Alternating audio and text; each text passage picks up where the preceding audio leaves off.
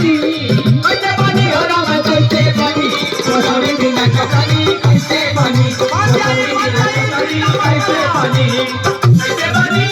कैसे बनी कैसे बनी हो राम कैसे बनी कचौड़ी बिना चटनी कैसे बनी कचौड़ी बिना चटनी कैसे बनी आई लाइक खाए रोटी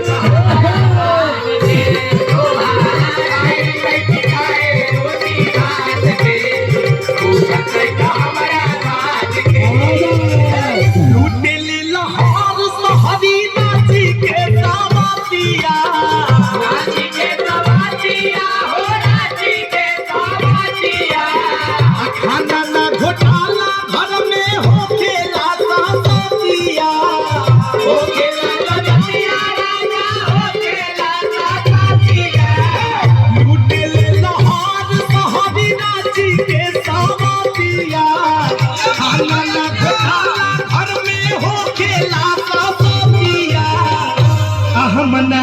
जननी तो हतन को विश्वासघात के